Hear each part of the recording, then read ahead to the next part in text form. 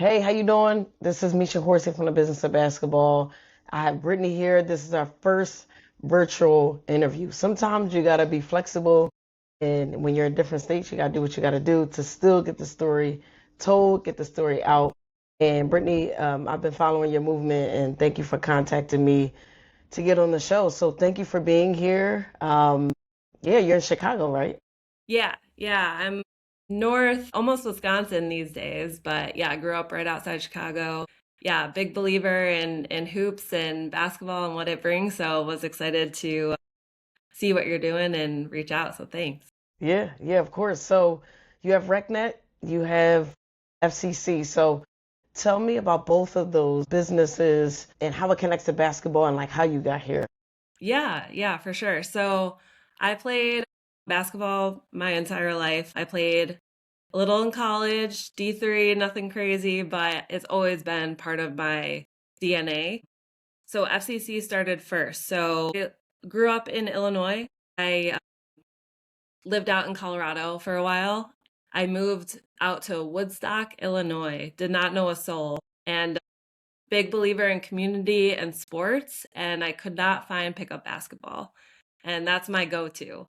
So asked around, went on Facebook groups. There was nothing near where I live, so I started my own. I got a lot of interest. If I were to start something, would people come and play? And there were like 60 comments or something. So I'm like, all right, let's do this. So I had no idea where to start, but I was like, hey, people want to play, let's make it happen. So I kind of looked for local gyms, talked to some schools, and ended up starting a weekly pickup, organized pickup. So you max it out. So you're playing for 2 hours. You sit out one game max. And I called it FCC for full court co-ed hoops, FCC hoops, because I want to play, and it's hard to get women, outside of school that still play, especially where I live. So, anyways, I was probably one of the only girls for a while. But yeah, 3 years later, and we're still running. We do 2 nights a week, 2 hours. And yeah, the group has really grown, and it's been awesome to see. I actually added volleyball to it too. We do tournaments as well. And it's just been a really great way to meet people, stay active, and I have some people in that community kind of running some of the games for me and just like really step up and support what I'm doing. And then out of that, a lot of people that found FCC would kind of like come in from different places, right? And I would always ask where, like, how they heard about it. And a couple people were like, I've been looking for something like this for a year. I'm like, a year? Wow. Why is it so hard for, I would be on Facebook and kind of, had a website, but I'm like, man, this should not be this hard to find what's around you for adult recreation. And because like I have two kids, I have a full-time job, I have a startup, like I, not everything fits into my schedule. I can't always do a 9-week league. And so I did the drop-in format to make it easy and in a way to, work with your schedule. But the key thing was like people could not find me easily. And if you go in Facebook, the same question pops up 10, 15 times a day. Where can I play X sport in X town? And just over and over, I'm like, I'm a problem solver. I'm like, this is clearly an issue. There's no one-stop shop for sports to find for adults. And so in comes RecNet. I built an app and a site to help right now in Illinois and some of Wisconsin for adults to find not only basketball, but I've expanded it across different sports because like I said, I really believe in like building community, finding games, staying active, and have that social in real life experience with whatever works for you. So Hmm. it's really to help filter by day of the week, skill level, sport, women's only, co-ed, like whatever your preferences are. And with a couple clicks, you should find what's in your area. I started this back in February, so definitely in the early stage, but it's kind of an extension of everything I believe in and kind of combining my career experience into one. So Yeah. that's the highlights of what it's become. Yeah, no, this is great. I mean, I have so many questions. Yeah. I want to go to the moment of you being a collegiate athlete Yeah. because there's a lot of entrepreneurial like things and attributes, characteristics, and stuff that you need to build a good business. You highlighted without intentionally highlighting market research, SEO, like you've kind of touched on a lot of those things. So take us back to college. You say you were a Division 3 athlete, you played basketball, but like how did you know what you wanted to do in life? Our audience are aspiring professionals, but also, college, post college, and they're trying to figure out who they are, what they want to do. So how did you find out what you wanted to do? And, outside of being a problem solver, who else do you need to be to start something like this? Yeah, back in college, I honestly, like career-wise, I did process of elimination. I knew what I didn't want to do, which kind of like led to where I ended up. So I ended up getting into business, which was general enough where I could kind of find my niche within that. Marketing has always fascinated me and like advertising classes. So things that like kind of just triggered my curiosity is kind of where I leaned into. There were other things like psychology and things, but as I got through my college career, I just kind of let that help guide me a bit. And then by maybe junior year, I wanted to do sports marketing. That was my thing. Not exactly sure what that looks like day to day, but that's what I'm going to go after.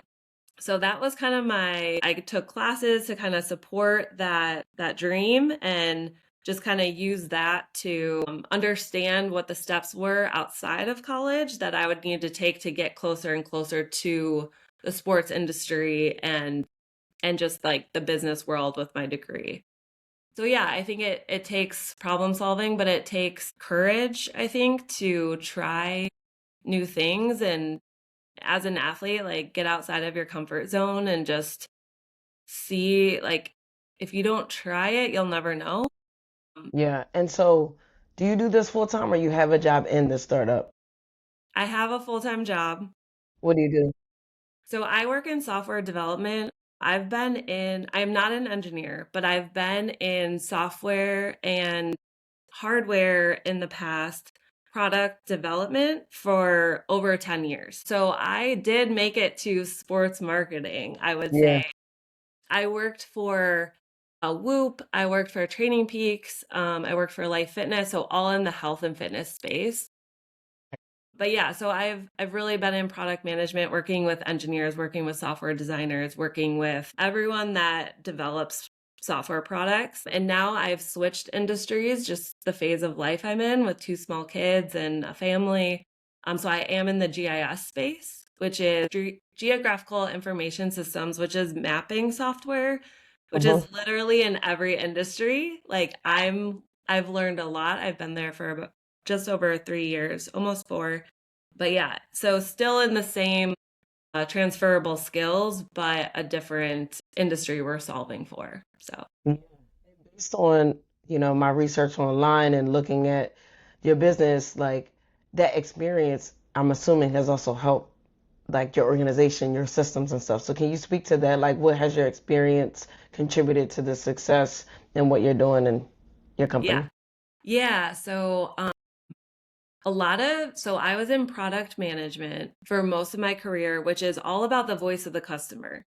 So really talking to the engineers and the designers and everyone on the team to build a product I would represent, well, what are we solving for the customer and whoever that customer may be. So I think bringing that into RecNet has really helped me when I'm building. It's like, what am I actually doing for the person that's using this? So I like to really validate that. I've sent surveys to athletes.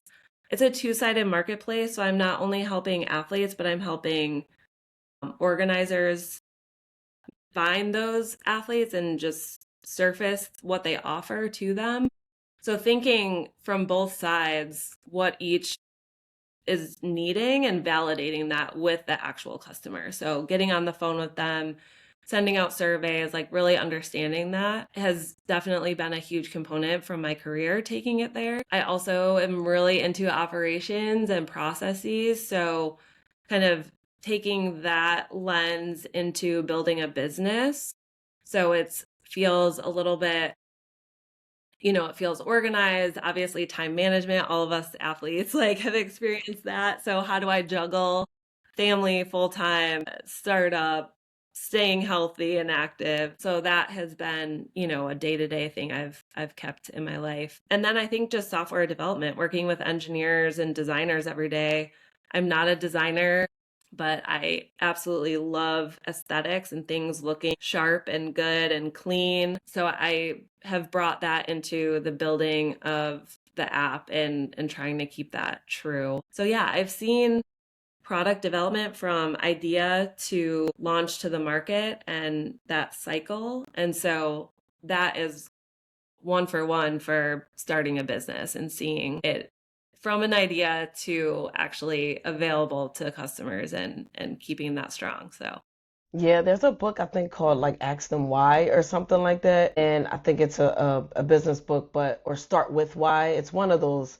But the whole premise of the book is to talk about like when you're creating a product, a service, you have to do the market research. Like you can't create something without understanding what the needs are. And I think that's the baseline of why entrepreneurs exist, like to be the problem solvers. So, people listening, when you're creating something like this, you have to be a problem solver of something. You have to be solving some type of need for people. And so I love like you reiterating that importance. Like you have to be solving some type of problem. I want to go to the beginning part of the success of this, right? Like you did your market research, you went through social media and you got a lot of comments, but they still had to like purchase the experience. yeah. So how did you get people to trust in you, right? To trust in the experience, to say, I'm going to sign up for this initiative, this community, this league? Yeah, great question. I am such an in person like or video like you can email anyone, you can send a text or whatever. I am a very passionate human and so I love to get in front of people so they can see that I am very genuine about what I do. Hmm. It means a lot to me and so to build that trust aspect. And going back to my career, I worked with every function of the business. An engineer is very different than a marketer, which is very different than a designer. And I have to work very well with all different personalities. So I think that skill has brought me to feel very comfortable in front of people to share, build that trust, not go in saying you must do this or make assumptions. I try to just like be very open and like that human touch is just very important to me. So yeah, the first time they came to a game and signed up, it was like, just introducing who I am, why I built it, just giving them more of a background story and context of who I am. Like who's this person that started this? So I think right off the bat, we got a lot of interest just coming through and then asking people about their life like you know where did you play basketball before, how long have you been in the area, I'm new here, just getting to know people. I think then they have a good experience.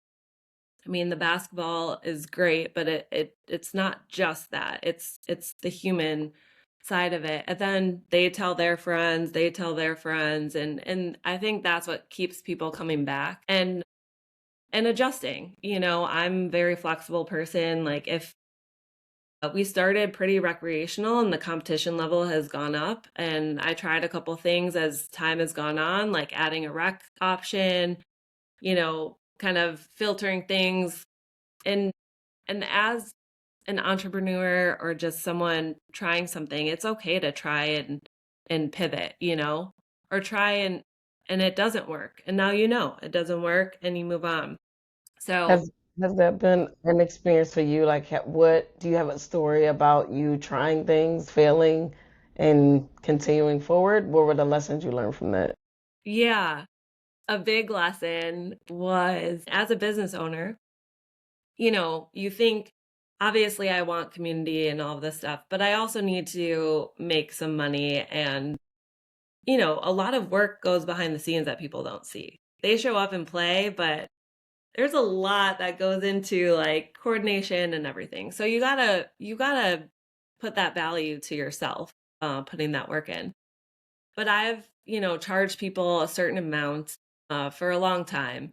And I was thinking about raising it for a while. I'm like, man, organized basketball is not something a lot of people come across besides a league. But like organized pickup is not super common, at least where we are. And in Chicago, it's more leagues or tournaments and stuff. So I felt justified to raise the price. I'm like, all right, I let you guys come in at this amount. I'm going to raise it. And I was thinking about that for a couple months. And so one day I was like, okay, I've thought about this enough. I'm just changing it. They'll still come. That was a mistake. That was a Mm, mistake. So, and I feel like I knew it because I originally was planning to like put an email out there about a month ahead, just saying, hey guys, with these costs accumulating and XYZ, we're going to bump the price a little bit, and just kind of soften the blow. Because I was kind of in my head about it and I was like, nope, I've thought about it enough.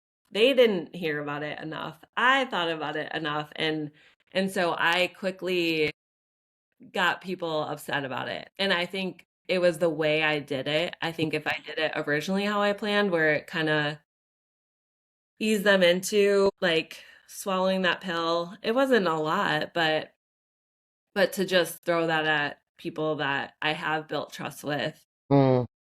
I think kind of threw a wrench in things. So, um, What would the advice be from that experience to someone else? yeah, my thing, I think it was the original where you don't necessarily have to get buy-in from everyone, right? Like we can't make everyone happy.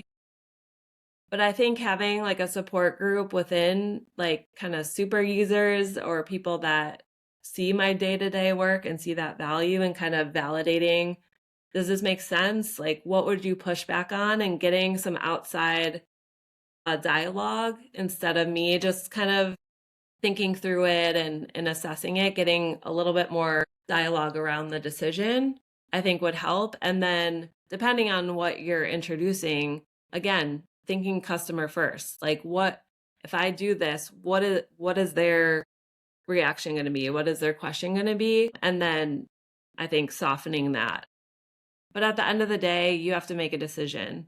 But I think giving a little bit more time to kind of figure that out and just have your expectations of what people might come back with, I think would have been a healthier choice.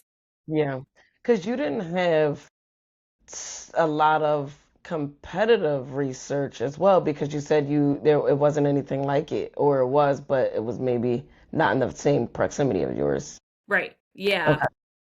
I mean, if you look into the city of Chicago, they're charging more, no question. We're out in the burbs, but there isn't anyone like us. I think what I was comparing it to, and push back on me, but I'm like, if I go to an open gym and I pay X amount, there could be one person there could be 30 people there.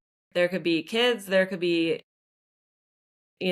adults that don't know how to dribble a ball or Yeah. whatever the case is, right? Yeah.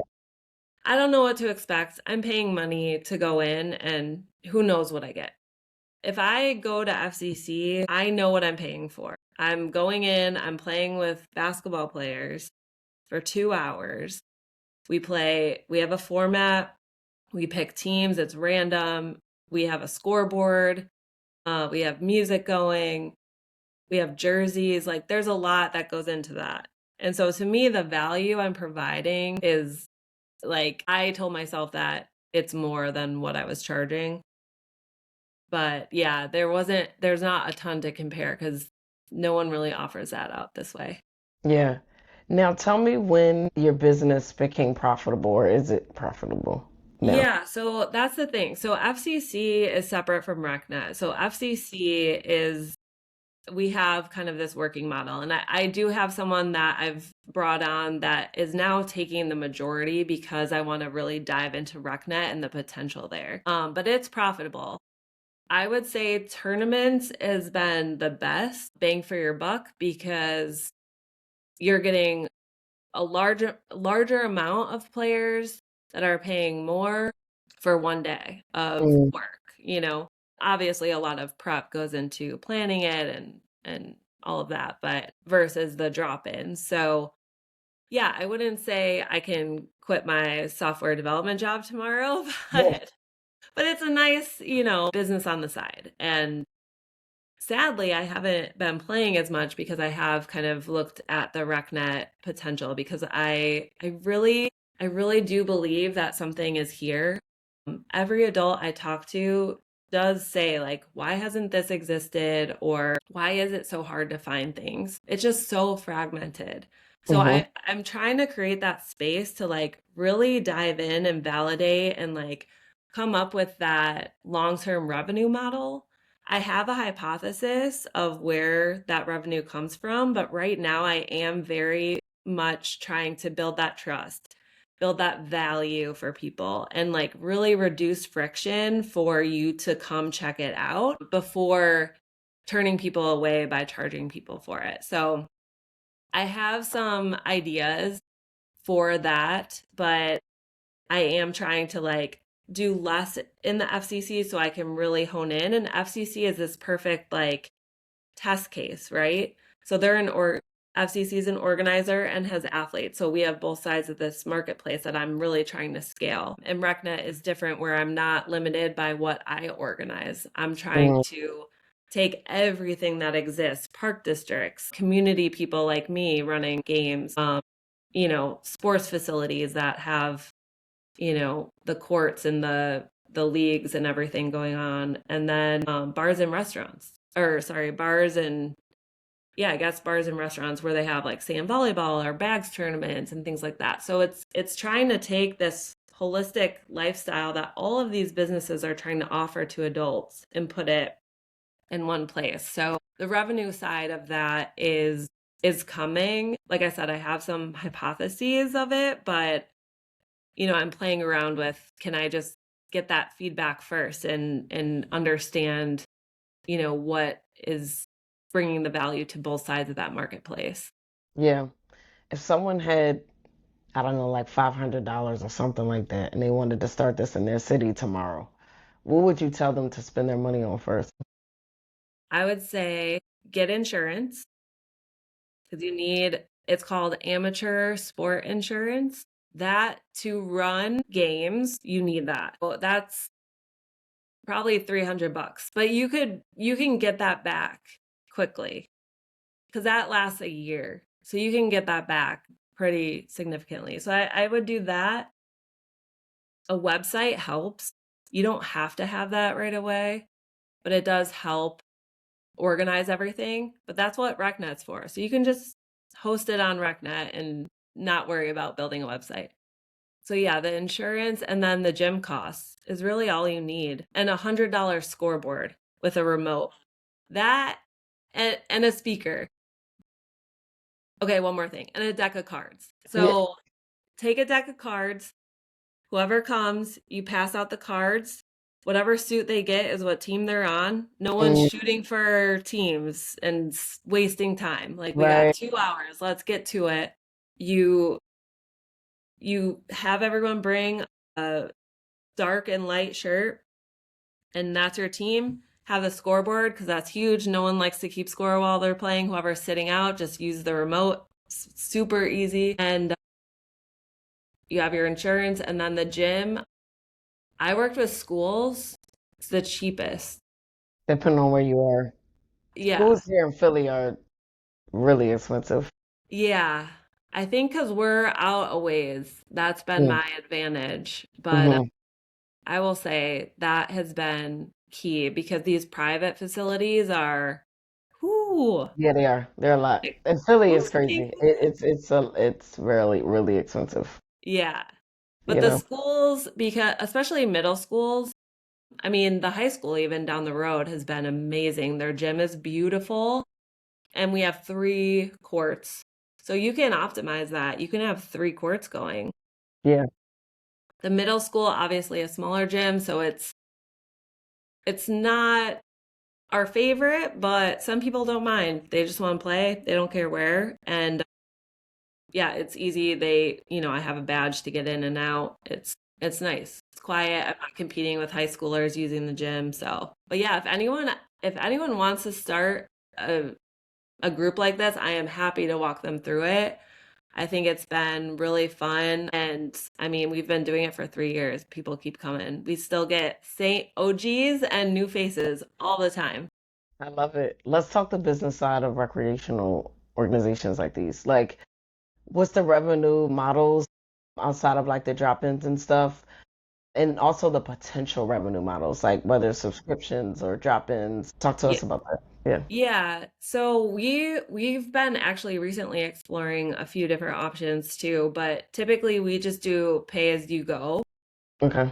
because people's schedules, like I said, are all over the place and we want to be have that flexible option, which is kind of our differentiator. So we charge each person to book their spot ahead of time. And like I said, tournaments I think is the other great aspect. It's we do blind draw tournaments. And so What is, basically, similar where you don't have to come with a team. You don't have to sign up as a team for our drop-ins. Same thing with the tournaments. We're trying to like make it where if you're new to the town and you want to play a basketball tournament, you don't have to know a bunch of people. You just sign up. So you sign up with, your level of play. So if you're advanced, ABC, and then we pick the teams the night before. So depending on how many signups, then we pick teams for that and go. So that's been another revenue stream. Also, jerseys are huge because we get so many different people all the time. And if you don't know who's on your team or you didn't meet everyone, not knowing who's on your team is very frustrating and you can't keep track. So yeah, that's having a true. branded jersey, I've done hoodies for to sell and for prizes, like tournament prizes. But yeah, we were looking at some packs, like, could you buy a 10 pack and then, kind of limit that when you can use it by, Mm.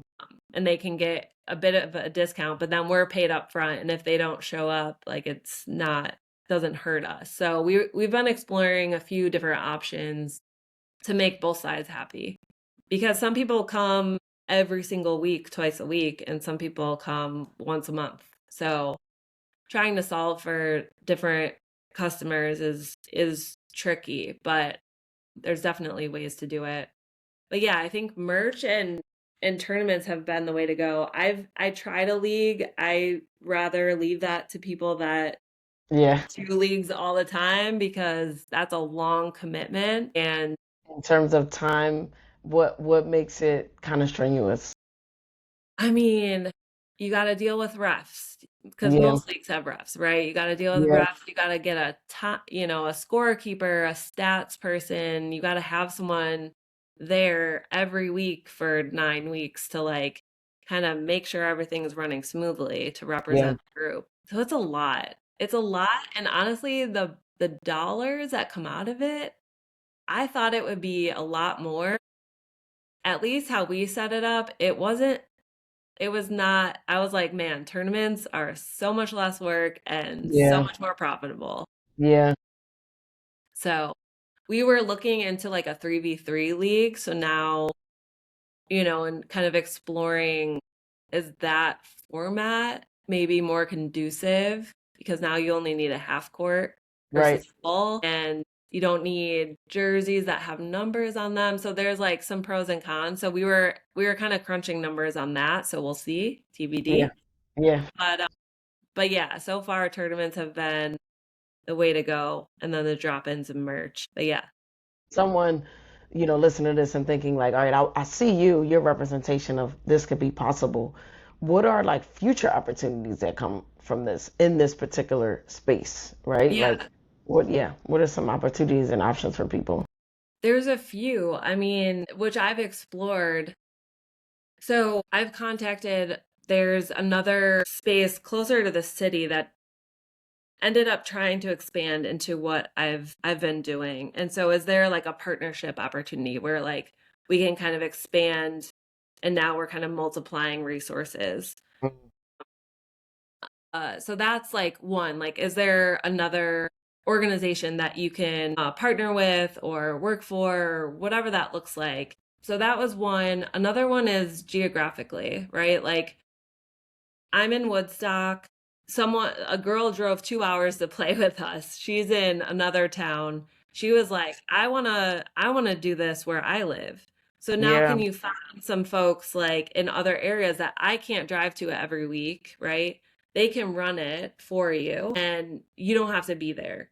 Maybe you do one or two to like kick it off and kind of find that player that sticks out if you don't know someone in that area going into it, but ways to geographically spread this format because it's really plug and play. Like if someone wanted to start FCC in another town, they could do it tomorrow because we have the infrastructure set up. It's just a matter of adding another option on the site and getting a gym ready to go. So that's another one is geographic. And then the other one is more sports in the same area. So that was something that because I couldn't travel as much and it just again, the phase of life, it was just harder to be in so many places at once or make those connections and get it off the ground in other towns. I looked at other sports. So, what else is not being offered around here that I can add to our library? And now I have volleyball players that are like, "Oh, you do basketball too?" and vice versa. So we see right. that crossover, and now we have a community of over 1,000 athletes that are multi-sport. And, so do you add soccer after that or flag football? So I think those are the three that stood out to me to kind of really grow it and expand it. If I was single and didn't have a full-time job, I would probably do all three. Yeah, yeah, yeah, yeah. Yeah, it's the time is my biggest constraint. But yeah, I would say those three are kind of the ways to grow it. Yeah, that's awesome. So, what's the future like for RecNet? What would be your dream of what this could become? Yeah.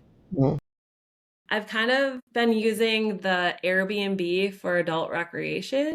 mm, So, you have the host running their business and using it to find people that are looking for what they offer and just making it super simple on both sides to like find intentional organizers and intentional athletes that are finding it with a few clicks. So that is my ultimate dream is to like really be that marketplace for adult recreation because I haven't seen that. And I'm curious if anyone else has, but I haven't seen what I'm building as a place to find options quickly. And I would love that the dream would be to be national because we're not unique in this challenge. This is across the board. So yeah, I think the traffic, the users, obviously the revenue model set and used across the country, where every organizer that offers adult recreation is listing their games on here so people can find them. that's awesome. Have you used AI at all in the company to help your business be more efficient? In what ways have you been able to include that in your Yeah, business? AI is a dream. I know it's controversial, like some people love, some people hate, some people are in the middle. I love it. I'm a one-man show, so like to not have it, I don't know if I'd even be able to have a fully working app, product, website within a couple months. I mean, I've seen software development and it doesn't take that quick. So to Yeah, utilize AI, I think for the coding has been awesome because my product management experience, I know how to work with developers. So it's like I have a developer in the room. So yeah, that's been a key aspect of it. And just kind of asking AI, like, with the business strategy and questions and kind of helping prioritize because I do tend to want to boil the ocean and I don't have that luxury. So, kind of helping me make some decisions on what not to do has been very helpful with this whole process. But yeah, I use it day in, day out. Yeah, I was gonna ask if you can give us a quick masterclass of how you were able to use AI within your company, specifically with website creation, your app. Like, I know it's probably really in depth, right? But like, could you give us a quick masterclass? Maybe it's prompts, maybe it's, something that you found has been truly helpful for you operating in this way. Yeah. Yeah, so for it's finding like whatever you're trying to do, there are different AIs that help with that outcome. So like for coding and making websites, Claude and Replit are the ones to use, at least from what I've experienced. Replit actually built the app. So I prompted everything, like I had the strategy and the use case and but they're coding and building. Like I said, I'm not an engineer. So I was working with an engineer friend, but again, limited by his time as well. So now I have an engineer 24/7. So it's which AI you're going to use and then the prompts are really important because asking generic questions will get you an answer, but not as specific as it can be and as helpful and efficient. So when you prompt the AI, you want to tell them, okay, act as my business strategist. Okay, you want to tell them, like, who is this AI agent to you? And then what is the task at hand? So what exactly are you looking for? And then how do you want it served up to you? Do you want it in a document? Do you want a brief summary? Do you want deep research? So those three prompts or those three aspects of a prompt is going to get you the best information to come to you. So I would say that's a big one. And then what I've been doing recently is actually separating. I used to do like this long log of a chat with like ChatGPT, right? I'd have one chat just with everything. So now I've recently added projects. So if you add a project per specific area, so I have a RecNet chief of staff, I have a marketing and brand. I have a RecNet product and engineering. So now I serve them the knowledge base of like what they need to know. But now I'm kind of separating. I'm not confusing marketing with engineering. Right.